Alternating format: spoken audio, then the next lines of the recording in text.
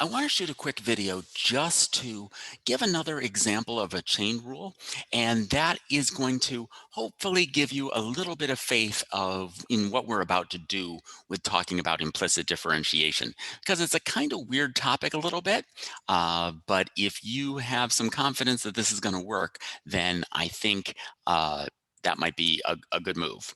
All right, so let's take an example of uh, doing a couple of quick derivatives. All right, so first of all, let's say that y is equal to sine of x. All right, so if we wanted to take the derivative of that, we have that dy of dx is equal to the derivative of sine is cosine. Okay, so over here, let's think about taking the derivative of sine cubed of x. And remember, this means that we take the sine of x and then cube that result. Okay, so this is an example of the chain rule. And so we've got our inside function. And the way I like to think about the chain rule is if I wanted to evaluate this, what am I doing first and what am I doing second? Well, the first thing I've got to do, if I've got an x, is I've got to figure out the sine of x.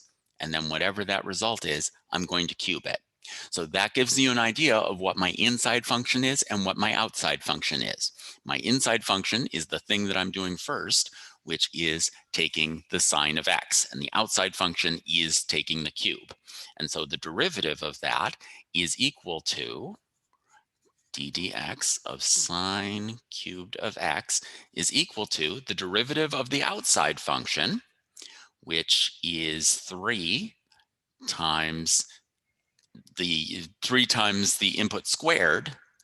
So the inside function is sine x, so this becomes 3 times sine squared x times the derivative of the inside function. So it's 3 sine squared x cosine x. All right, and so let me just take this thing that we figured out from the chain rule and let me substitute these values of y in for this. So what this means is instead of saying sine cubed of x, I am going to say that that is equal to y cubed, because y is sine of x, and so sine cubed of x is just y cubed.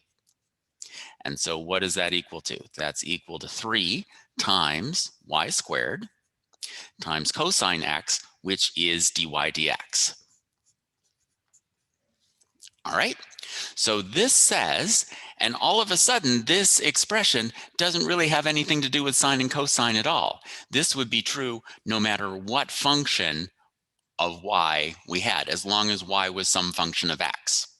So this is saying that if we wanted to take the derivative of any function y cubed, it would be equal to 3y squared times the derivative of whatever y is. Because if you want to think about it like this is just an example of the chain rule where the inside function is y and the outside function is cubing.